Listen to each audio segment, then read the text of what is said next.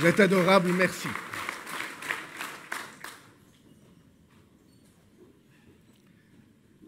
C'est vrai, Stan, que pour nous, Guidel a une résonance particulière. Il y a des années et des années que nous nous retrouvons tous les ans ici, dans cette ambiance familiale. Et cette année, ces retrouvailles avaient un parfum particulier de renaissance après de longues parenthèses. Et donc c'est pour nous un sens particulier. Le sens particulier, c'est en effet que nous réussissions à nouveau à confronter nos idées, nos convictions, avec vous, Monsieur le Premier ministre, avec toi, Jean, que nous sommes extrêmement heureux d'accueillir parce que nous sommes extrêmement heureux de travailler avec toi. Derrière les masques, j'étais en train de confondre Guérini et Castex, ce qui n'est pas absolument à mettre au crédit de mon... Bon.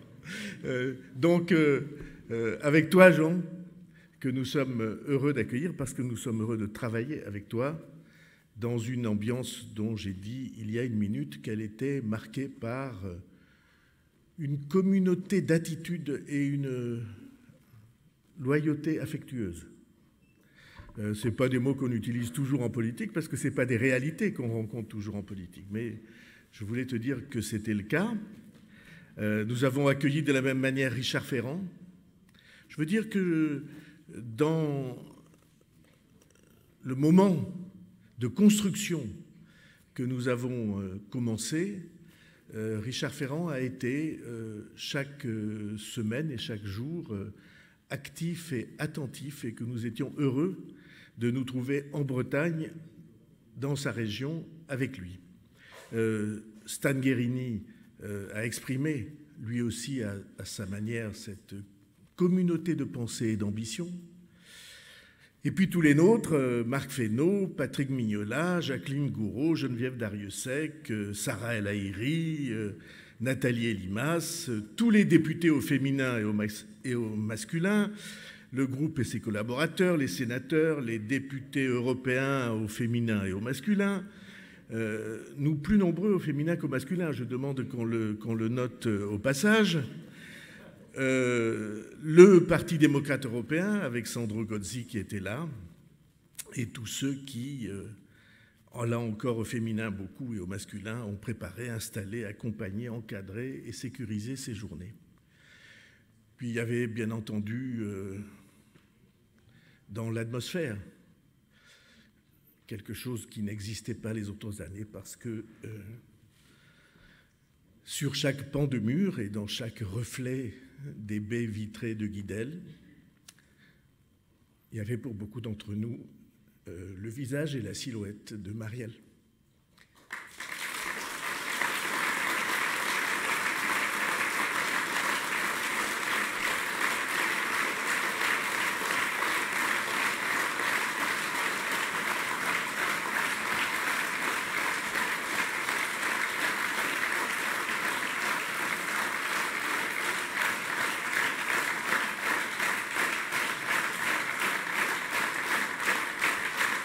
De l'élégance, de la volonté et du courage de Marielle vivante.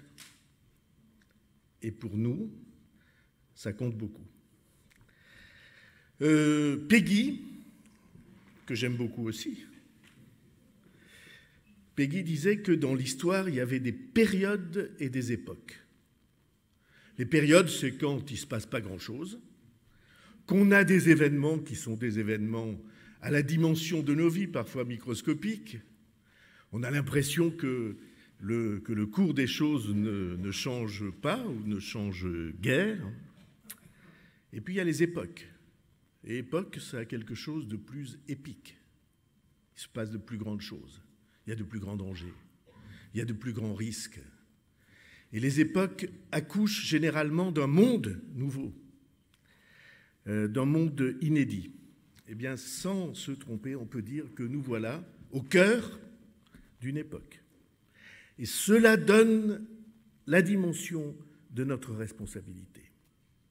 Si on veut égrener, ne serait-ce que deux événements majeurs, les gilets jaunes d'un côté et l'épidémie de l'autre, la signification de ces deux événements, elle est pour moi absolument frappante. Le premier, gilets jaunes, c'est un événement social et culturel, inédit, parce que d'habitude, les révoltes se passent aux marges de la société.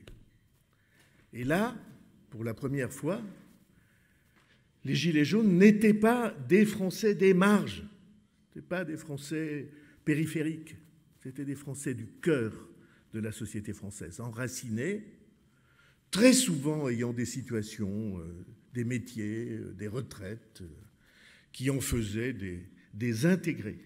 Et tout d'un coup, ces intégrés ont constaté qu'ils étaient des désintégrés, qu'ils étaient en sécession. Et en sécession assez profonde, on le retrouve encore dans les manifestations d'aujourd'hui, contre les légitimités qui étaient jusqu'alors acceptées sans la moindre discussion. Et d'ailleurs, si on voulait écrire l'histoire des derniers siècles, alors c'est une mise en cause progressive des légitimités que tout le monde acceptait. Ça a commencé par la religion, et Dieu sait chez nous que la mise en cause de cette légitimité a été importante. Ça a continué par les pouvoirs politiques, on a l'habitude. Ça s'est poursuivi par les pouvoirs médiatiques, et Dieu sait que les journalistes, je les regarde avec amitié, ils sont eux aussi au cœur de la contestation, et même ciblés assez fortement. Et ça s'est achevé, ou ça a trouvé son point culminant, dans quelque chose qui était absolument inattendu. La dernière légitimité qui était respectée par tout le monde, c'était la légitimité scientifique et singulièrement la légitimité médicale. Et le fait que les médecins se soient écharpés en direct sur toutes les chaînes pendant des mois et des années, ça fait que cette dernière légitimité-là est aujourd'hui mise en cause. Avec une question très simple, c'est « Qui es-tu, toi, pour me dire ce que je dois faire ?» De quelle autorité prétends-tu me dicter ma conduite ? Et ceci crée un monde, d'abord qui nous permet de constater un certain nombre de nos échecs. L'échec éducatif en est un. J'ai consacré ma vie à cette question de l'échec de l'éducation. Mon premier livre s'appelait « La décennie des mal appris », parce que je sentais bien, dès cette époque lointaine, qu'on avait simplement un problème de contenu et d'efficacité et de légitimité de la transmission.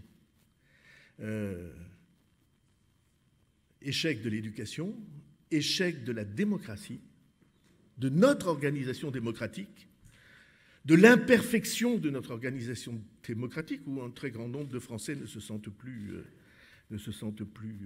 représentés, ou en tout cas impliqués, engagés. Et enfin, dernier point, une absence de sens. Un devoir ou une injonction faite à ceux qui ont les responsabilités dans la société, mais où nous amenez-vous ? Qu'est-ce qu'on fait ensemble ? Là encore, ce n'est pas pour citer mes œuvres complètes, j'ai écrit il y a 25 ans un livre qui s'appelait « Le droit au sens ». Et il y a des journalistes qui se moquaient de ce titre. Je prétends que c'était un titre juste, que cette question-là, la responsabilité des gouvernants est de donner à un peuple des raisons de vivre. Nous sommes à ce rendez-vous aujourd'hui, mais nous ne pouvons plus donner, on doit dire redonner aux gens des raisons de vivre. redonner à ceux qui nous ont fait confiance, à ceux qui nous entourent, à ceux dont nous avons le destin entre les mains, cette certitude qu'ensemble, nous avons un chemin à parcourir. Et ça se passe, c'est d'ailleurs pas un hasard, évidemment, ça se passe au cœur de crises planétaires. La pandémie, c'est une crise planétaire. Ça nous a montré, au contraire de ce que beaucoup de gens croyaient ou imaginaient, qu'il n'y a pas de frontières pour le virus, comme il n'y a pas de frontières pour l'atmosphère. Que c'est que nous sommes co-responsables, où que nous vivions et où que nous soyons. C'est pourquoi je n'aime pas ceux qui construisent des murs entre les peuples.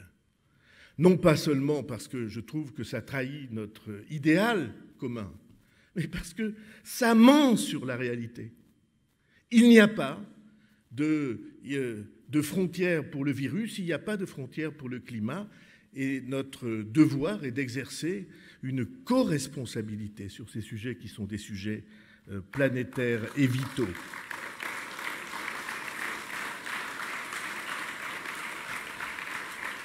Alors nous sommes responsables chacun pour notre compte, mais si nous nous arrêtons à notre responsabilité, nous ne voyons rien du tout. Je prends un élément de la crise climatique, pas un élément, l'élément fondamental de la crise climatique. L'atmosphère de la Terre pèse, si je ne me trompe pas, 5 millions de milliards de tonnes d'atmosphère. 5 millions de milliards de tonnes. Et la France, elle relève de cette atmosphère planétaire pour 1 millième. Alors on a raison de se battre pour l'émission de gaz à effet de serre chez nous. On a raison d'être fiers, d'être probablement aujourd'hui le pays le plus vertueux, ou presque le pays le plus vertueux au monde, pour les émissions de gaz à effet de serre, en particulier grâce au nucléaire. On a raison d'en être fiers. Mais nous devons nous occuper des 999 autres millièmes en même temps. Nous devons nous occuper de ce qui va se passer en Afrique. L'Afrique, c'est 100 fois plus important pour l'atmosphère de la Terre que ne l'est la France.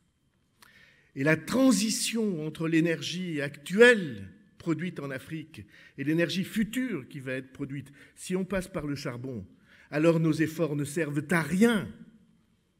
Si nous ne sommes pas capables de proposer, dans le concert des peuples de la planète, une stratégie commune pour, allez, je vais simplifier, que ceux qui étaient au charbon passent au gaz et que ceux qui étaient au gaz passent à du renouvelable et à du non-émetteur de gaz à effet de serre, avec notre responsabilité particulière pour la maîtrise des technologies de production d'électricité sans émission de gaz à effet de serre.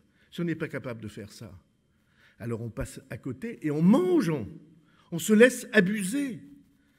Parce que le sujet majeur est du partage par les Chinois, par les Indiens, par l'Amérique du Sud, par l'Afrique, de cet objectif commun et partagé.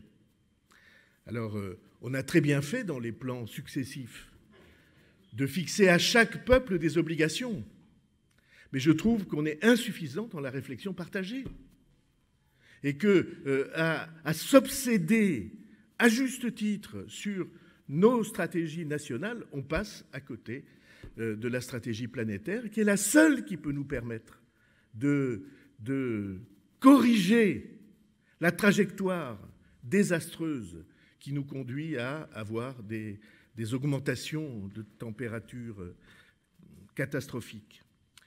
Et puis il y a les crises internationales. Il y a cette immense interrogation. Pendant longtemps, nous avons cru que la démocratie était l'horizon partagé de tous les peuples de la Terre. Nous avons cru que, bon an, mal an, chacun à sa place. On l'a cru quand le mur de Berlin est tombé. Chacun des peuples de la planète se retrouverait avec les mêmes règles démocratiques que les nôtres, qui pourraient choisir leurs dirigeants et leur modèle de société.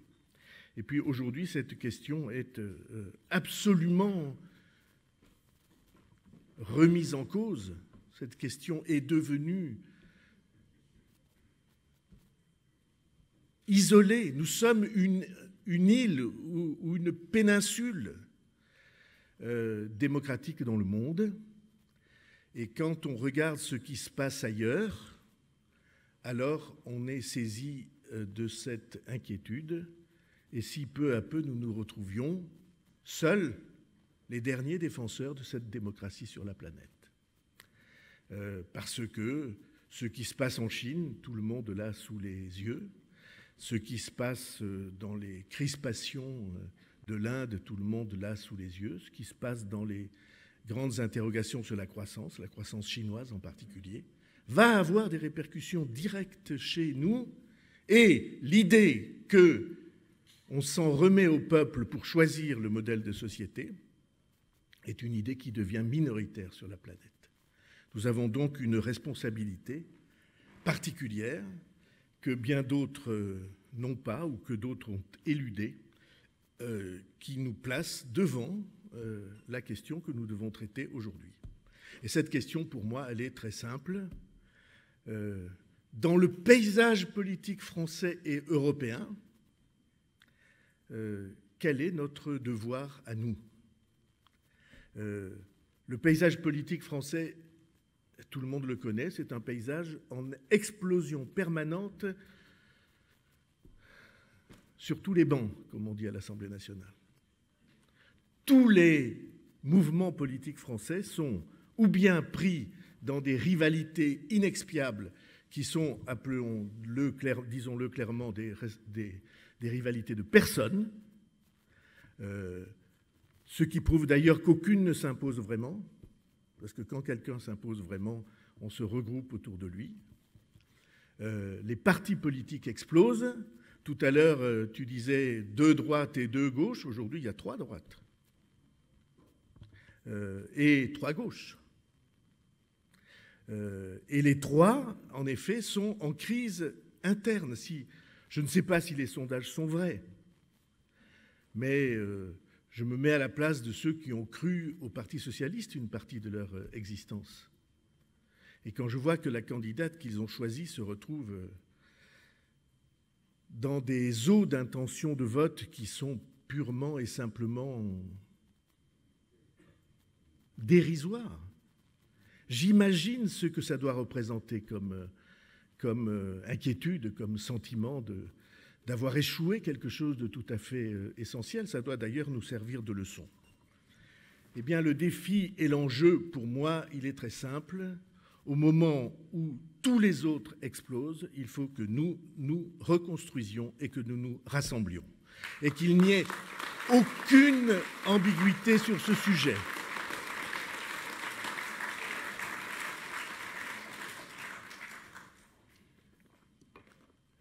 Dans notre identité, avec notre histoire et avec nos racines. Ça a été dit ce matin à cette tribune par Jacqueline en particulier et Marc aussi. Ça fait 20 ans qu'on nous bassinait avec l'idée que la droite et le centre, c'était la même chose. Mes états de service, mon livret militaire, prouveront à qui veut l'entendre que je n'ai jamais accepté cette idée. Parce que, comme tu l'as dit, Stan, ce matin, moi je trouve qu'il n'y a rien de plus stupide que la bipolarisation. Rien de plus stupide que d'imaginer que toutes les sensibilités doivent se raccrocher à l'une ou à l'autre des 2 tentatives de simplification et de domination, comme si on voulait nous expliquer que le monde est définitivement en blanc ou en noir, et qu'il faut être blanc ou qu'il faut être noir, et que si vous n'acceptez pas d'être l'un ou l'autre, vous êtes rayé de la carte. Très souvent, quand des journalistes me disaient « Bon, monsieur Bayrou, vous êtes un homme du centre, ok, on a compris, mais le centre, c'est plus près de la droite ou de la gauche ?» Et je leur disais, excusez-moi, mais je vais vous poser une question toute bête. est-ce que vous connaissez les couleurs du drapeau français? Alors, les points d'interrogation se lisaient dans les pupilles.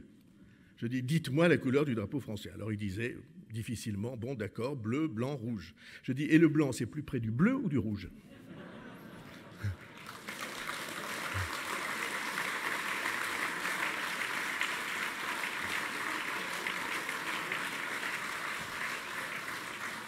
Cette semaine, hier, les masques, si j'ose dire, sont tombés définitivement. Les faux semblants ont été effacés parce que nos amis, rivaux, partenaires, concurrents, je ne sais pas comment on peut dire, dans le jeu démocratique français de LR, ont répondu enfin, une fois pour toutes, à la question. Et ils ont dit, parce que les mouvements qui s'intitulaient du centre encore avaient demandé à participer, ils n'étaient pas nombreux, ils n'auraient pas changé le cours des choses, mais ils ont demandé à participer au vote pour soutenir un candidat à l'élection présidentielle. Et on leur a dit, j'allais dire poliment, moyennement poliment, on leur a dit, allez vous faire voir. Et un de leurs responsables a fait un tweet en disant, s'ils veulent participer, c'est très facile, ils adhèrent à LR. Et donc, cette fiction que je déteste, ouvrez les guillemets, de la droite et du centre avec des traits d'union entre chacun des mots de la droite et du centre, cette fiction, elle est enfin ruinée et nous pouvons enfin affirmer que tout le monde est d'accord pour que nous soyons nous-mêmes.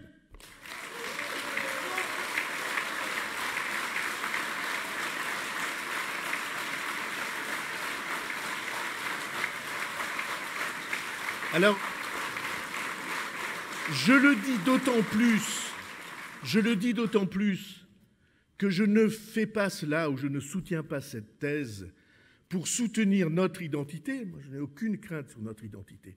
Je le fais pour soutenir la vraie nature de la démocratie, qui est le pluralisme. Pour moi, on a parfaitement le droit d'être à droite. On a parfaitement le droit d'être à gauche et dans une des droites et dans une des gauches, plus nationaliste d'un côté, plus, je ne sais pas, plus écologiste de l'autre, y compris dans nos rangs. On a le droit d'être différent, d'être singulier, d'être inédit. Mais on n'a pas le droit de vouloir soumettre les uns à la dictature des autres.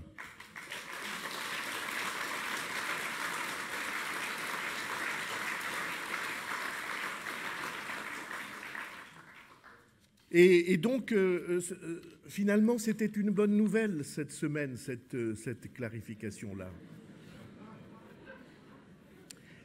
Et nous, alors nous, MoDem, nous En Marche, et nous, tous ceux qui se reconnaîtront dans cette démarche centrale, tous ceux qui comprendront que nous construisons le pilier central de la démocratie française, tous ceux qui comprendront qu'un bateau a besoin de mâts et de quilles, et que c'est comme ça qu'il avance, et que c'est cela que nous construisons.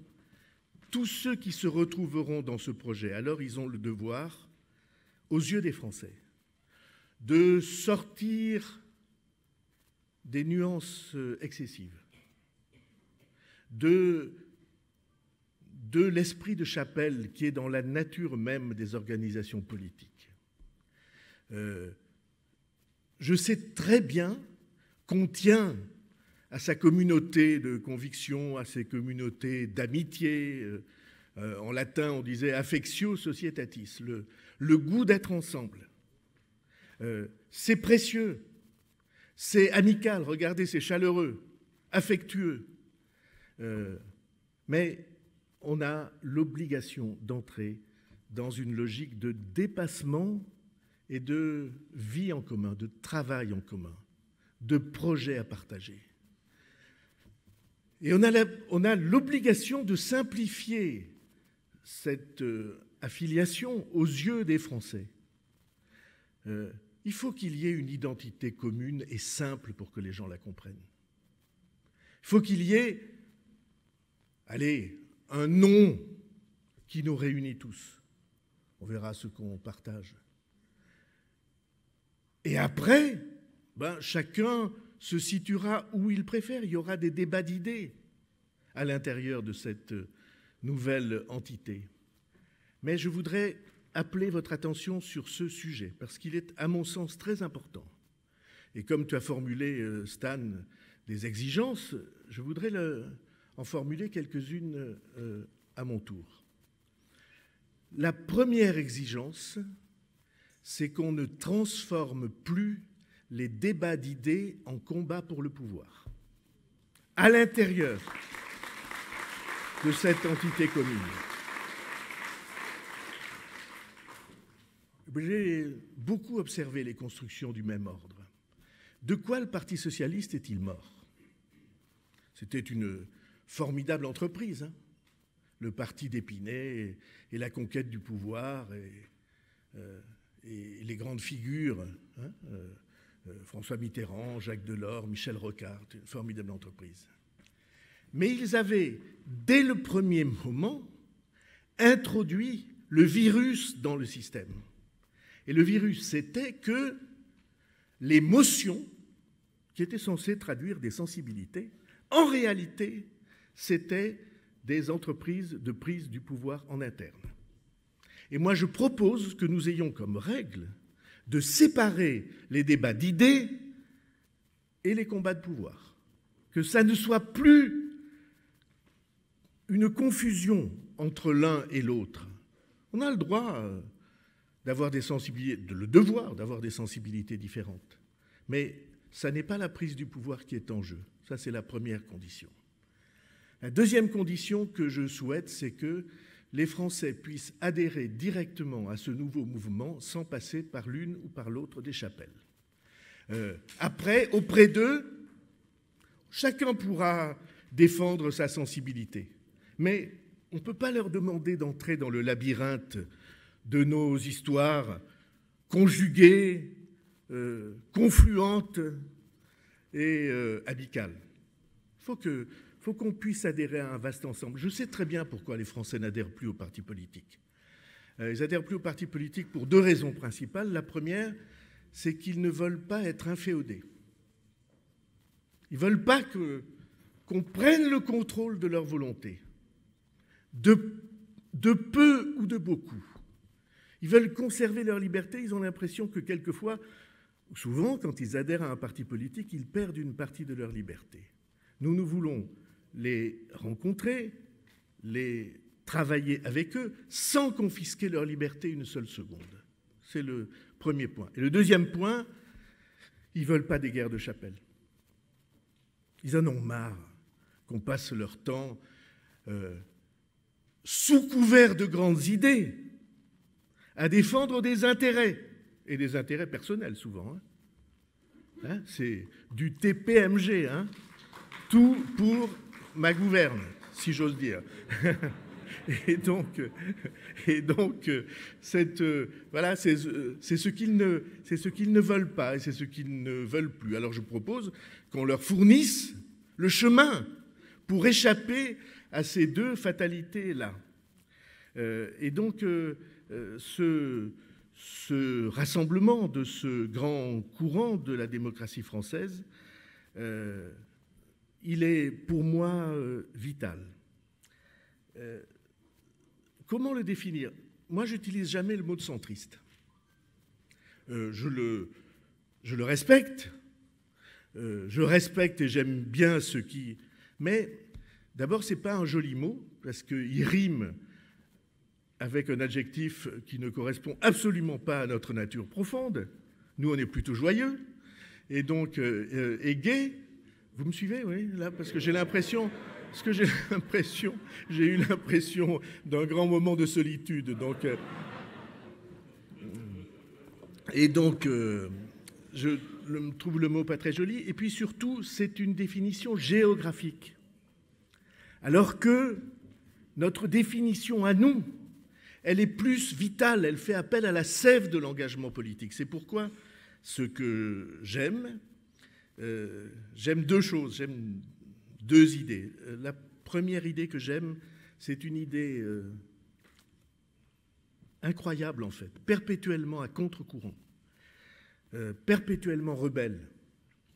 C'est l'idée de démocratie, qui veut dire que les sujets, les femmes et les hommes qui composent une société deviennent des citoyens. J'aimais bien, Frédéric en Pologne, l'idée initiale de la plateforme civique, qui avait quelque chose là-dedans qui faisait que chacun était invité à se hisser au niveau de citoyen, c'est-à-dire au niveau de responsable. Quelle que soit sa situation matérielle, sa situation culturelle et sociale, il devient, il se sent, il se comporte comme personnellement responsable du destin commun de la communauté à laquelle il appartient. La démocratie, c'est ça. On avait ça ce matin affiché sur le drapeau. C'était le mot de Marc Sangnier. Hein. L'organisation sociale qui porte à son plus haut la conscience et la responsabilité des citoyens.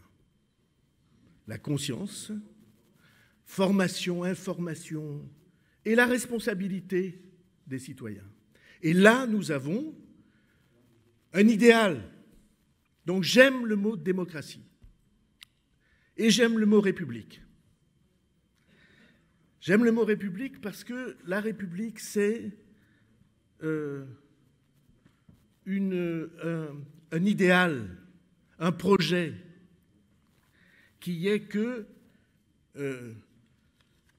chacun a droit à être conduit par la liberté, par l'égalité, jusqu'à la fraternité. Et vous voyez, liberté, égalité, fraternité, en réalité, c'est un escalier. C'est une échelle de Jacob. Parce que la fraternité, ce n'est pas naturel parmi les êtres humains. La fraternité, chez les êtres humains, c'est plus souvent la loi de la jungle, la loi du plus fort. Ceux qui veulent imposer leur loi aux autres ou qui acceptent de subir la loi des autres. Mais la fraternité, ça permet de dépasser tout ça. Et je trouve, moi, donc, que les mots de démocratie et les mots de république sont complémentaires. Et si je pouvais dire, je dirais que la démocratie est sœur de la République, ou la République est sœur de la démocratie. Et que donc là, nous avons une définition en interne de la sève de ce que nous portons. Après, tout ça repose sur une philosophie, et il faut des mots simples, ou en tout cas dont la signification n'échappe à personne, pour incarner ce que nous sommes. Nous avons une philosophie commune. Cette philosophie, c'est l'humanisme. Quand on sait ça, quand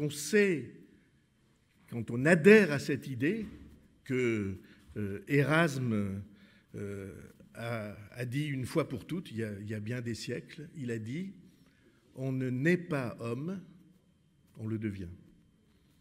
Et Simone de Beauvoir, après, a repris « On ne naît pas femme, on le devient ». Ça veut dire que la pleine conscience de sa responsabilité comme frères humains, l'éducation du socle qui va faire que vous pouvez comprendre le monde dans lequel vous êtes et que vous pouvez comprendre l'autre dans sa différence, dans ses difficultés, dans sa singularité, et non pas le rejeter et le bannir perpétuellement, mais partager quelque chose avec lui, être engagé dans une compréhension mutuelle. Ça, c'est la vraie laïcité. La laïcité n'est pas une exclusion, à mes yeux. La laïcité, c'est une compréhension.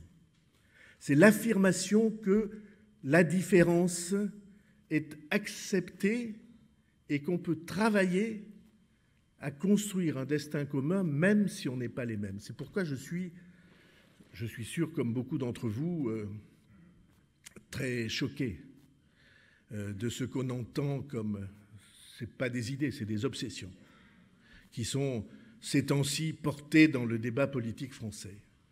Notamment l'obsession sur l'identité et sur les prénoms. Ça a l'air de rien, ça a l'air d'un gag. Ce n'est pas un gag. Quelque chose de profond. Il y a quelqu'un qui a fait ça au XXe siècle. C'est le maréchal Mobutu. Mobutu, dans le pays qu'il avait nommé à l'époque le Zaïre, Mobutu, il a pris une loi pour interdire les prénoms qui n'étaient pas des prénoms africains. Vous savez, au Zaïre, à cette époque, il y avait plus de 60% de la population qui était chrétienne, catholique. Et donc, il y avait des prénoms comme ça. Et Mobutu lui-même, son prénom, c'était Joseph. Avant de se faire appeler Mobutu Sese Seko. C'était Joseph. Et il a fait une grande déclaration pour dire « Il n'est pas possible qu'un Africain porte un prénom juif ». Et il a pris une loi pour interdire ces prénoms. Et il a dit « Ça n'est pas possible qu'une femme africaine s'appelle Chantal ou Marie ». Les vidéos existent. Eh bien, je n'ai pas envie que la loi de Mobutu devienne d'une manière ou d'une autre une loi ou une proposition pour la France.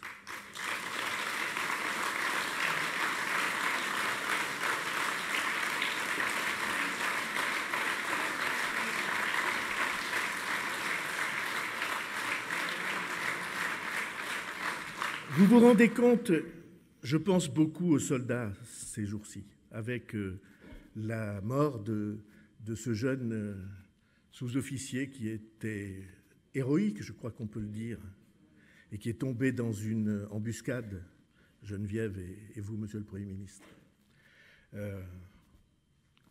Vous savez le nombre de soldats que nous avons dans les rangs de notre armée et qui portent des prénoms aussi divers que leurs origines le sont, que leur culture le sont, que la religion de leurs parents l'est. Et on va dire qu'ils ne sont pas français, on va les obliger à changer de prénom. Mais dans quel monde veut-on nous faire vivre ?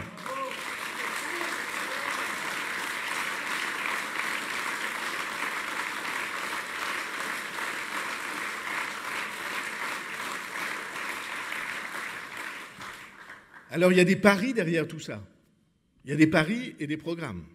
Parce que le pari, c'est que, avec ces idées-là, qui sont des idées, je sais, exigeantes, qui ne viennent pas naturellement, je répète, ce qui vient naturellement, c'est la détestation du voisin. Qui c'est celui-là? D'où il vient? Et celle-là, elle n'est pas de chez nous. Croyez-moi, on a vécu ça dans les villages des Pyrénées. Je connais, dans les générations plus anciennes, des gens qui étaient du village voisin, on n'a jamais considéré comme étant des autochtones. Il y avait 800 mètres entre... N'est-ce pas, Jean? Il y avait 800 mètres entre les villages. Ils n'étaient pas de là. Hein? Et donc, j'aime cette idée qu'on va s'entraîner les uns les autres à comprendre mieux le voisin. Pas à abandonner ce que nous sommes, à abandonner ni notre identité, ni nos manières de vivre, ni les principes qui sont les nôtres, et à être absolument clair sur ce sujet. J'ai été très heureux ces jours-ci. Alors je vous confie un de ces bonheurs. Il y a un très grand sociologue qui s'appelle Éric Morin, qui vient d'éditer un livre qui s'appelle « 3 leçons sur l'école républicaine ».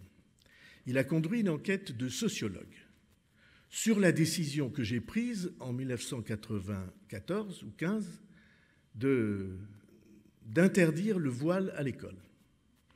Et il dit, ne vous trompez pas, pardon de le citer, hein, il dit, ne vous trompez pas, ce n'est pas la loi qu'on a votée en 2004 qui a changé les choses, c'est la circulaire que François Bayrou avait faite. En une seule année, le résultat des filles au baccalauréat, des filles d'origine des quartiers au baccalauréat, a bondi de moins de 50% à plus de 65%. Pas les garçons, sont restés au même score. Mais les filles, je ne sais pas si vous représentez ce que ça veut dire de passer de moins de la moitié à plus des 2/3 de résultats au baccalauréat en une seule année. Et il explique ça par le sentiment de libération qu'elles ont ressenti parce que simplement un gouvernement avait eu, je ne sais pas s'il faut dire le courage, en tout cas avait choisi d'imposer quelque chose qui était émancipateur, une règle qui était émancipatrice.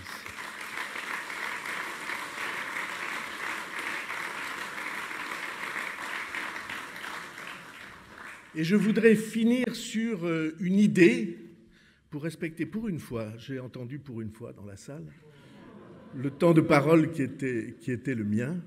Je voudrais défendre devant vous une idée, qui est en même temps une volonté pour l'avenir, et l'énoncé d'un impératif pour nous.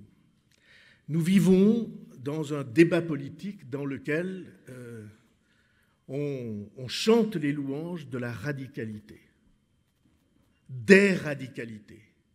Et on a des radicalités opposées les unes aux autres qui se démolissent le portrait allègrement et on applaudit. Eh bien, moi, je pense qu'il y a dans la radicalité, sans qu'il y ait jamais eu aucune exception historique. Je me tourne vers Jean-Louis Bourlange. Je ne connais pas de radicalité qui n'ait mal fini.